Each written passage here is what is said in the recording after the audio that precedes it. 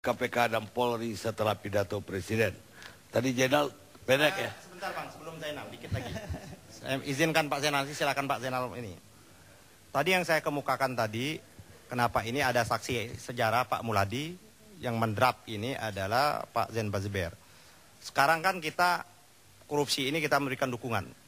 Sekarang kita rakyat sudah memberikan dukungan. Rakyat sudah memberikan piutang terhadap KPK. Ya kan? Sekarang semuanya. Termasuk kemarin semalam fraksi saya, undang-undang ini kena hiruk pikuknya begitu luar biasa. Saya ini diledek sama Pak Suding ini. Ini Yani ini pagi tempe malam udah tahu kan seperti itu. Karena kondisi situasi itu maka fraksi P3 mengirim surat resmi adalah mengendapkan untuk tidak melakukan pembahasan ini. Walaupun saya secara subjektif harus pembahasan, itu yang pertama. Yang kedua, kita akan menagih lagi kepada KPK. Sudah mendapat dukungan. Sekarang kapan KPK menyelesaikan kasus-kasus besar?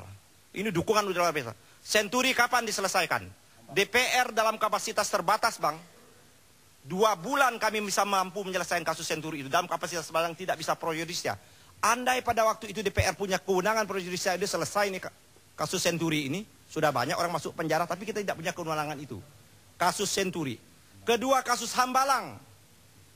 Kapan selesai kasus Hambalang ini? Kasus Wisma Atlet itu yang baru tertangkap suap, tapi dugaan korupsi, laporan BPK 18 penyimpangan kapan? Busro mengatakan dengan tertangkapnya Nazarudin pada waktu, ini pintu masuk kita untuk membongkar kasusnya namanya Wisma atau SEA Games itu sendiri.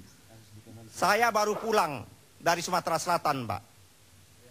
Masyarakat Sumatera Selatan, Bang, sudahlah, kita nggak usah gitu percayalah sama KPK ini katanya. Kenapa? Laporan masyarakat Sumatera Selatan itu terhadap KPK itu ranking ketiga. Kemarin Johan Budi mengatakan, wah salah ya ini data KPK sendiri. Laporan yang masuk, laporan masyarakat, pengaduan masyarakat kepada KPK tentang dugaan tindak pidana korupsi yang begitu besar di daerah Sumatera Selatan itu tidak disentuh. Masyarakat Nusa Tenggara Barat, Maluku Utara, polisi malah menemukan unsur tindak pidana korupsinya, ketua DPD-nya. Saya kira cukup, Boyadi. Iya, saya harus mulai dengan beginilah. Lain kali barangkali supaya tidak salah konteks ya menyimaknya pendapat orang itu harusnya pas gitu. Jadi saya menilai bahwa Mas Yani barangkali keliru menilai pendapat saya. Saya tadi katakan jelas, saya katakan bahwa Presiden mengintervensi, bukan mengintervensi DPR. Silahkan diperiksa kembali. Saya tidak mengatakan intervensi DPR. Yang saya katakan adalah bisa lebih detail misalnya dengan memerintahkan kepada politisi demokratnya, dengan memerintahkan koalisinya yang katanya memang koalisi supaya kemudian menahan undang-undang itu akan jauh lebih operasional kata saya. Tapi tidak satupun saya katakan DPR. Tetapi menarik apa yang dikatakan Pak Yani, Mas Yani, misalnya dia mengatakan bahwa DPR adalah lembaga legislatif, pada saat yang sama dia akui bahwa Presiden kemudian lebih kuat. Ini yang kemudian ada di disertasinya Saldi Isra kan. Pasal 20 ayat 1 bicara soal DPR adalah pemilik legislasi, tapi 20 ayat 2 itu kemudian bicara soal dibahas bersama dan disetujui bersama oleh Presiden. Sehingga kalau tidak dihadiri itu kemudian ya undang-undangnya tidak jadi.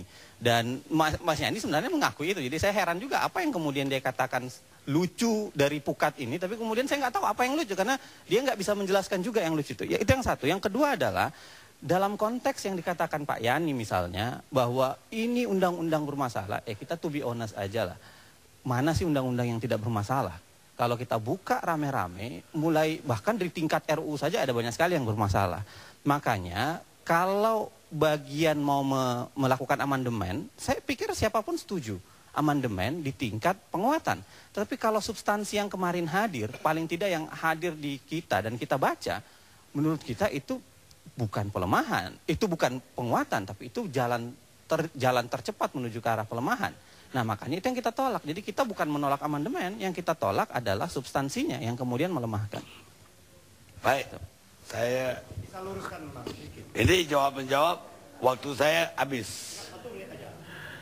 Bang Bung, ini masih jauh. Substansi saya kemukakan beberapa minggu yang lalu itu belum dibahas. Kita minta kepada draft mungkin yang beredar itu ada draft yang kita minta kepada badan legislasi untuk mengharmonisasi undang-undang dengan undang. Substansi belum kita bahas sama sekali. Pada substansi itulah nanti apakah ada konteks pelemahan atau tidak. Nanti kita undang para pemilik kebenaran ini kita juga undang nanti ke DPR itu. Mana masukan pemilik-pemilik kebenaran ini tentang apakah kelemahannya. Contoh, masalah penyadapan menjadi problem, Bang Kardi. Ini menjadi problem. Semua institusi negara yang punya kewenangan penyadapan ini diberikan kewenangan penyadapan. Penyadapan ini sesungguhnya ada pelanggaran HAM yang berat. Melanggar hak-hak sipil. Tapi Undang-Undang Dasar kita memberikan kewenangan di pasal 28J huruf 2 seperti itu. Dia diatur dengan undang-undang. Jadi memang undang-undang penyadapan harus juga diatur. Tidak boleh undang-undang penyadapan tentang penyadapan itu diatur di dalam undang-undang KPK, tidak. Dia harus ada undang-undang sendiri. Itulah yang kita mau dorong juga. Agar pemerintah, apakah pemerintah mau membuat draftnya itu atau DPR? Yaitu undang-undang tentang penyadapan. Agar penyadapan ini tidak disalahgunakan oleh KPK, tidak disalahgunakan kepolisian, tidak disalahgunakan BIN dan lain sebagainya. Kita udah ngerti, kita istirahat saja.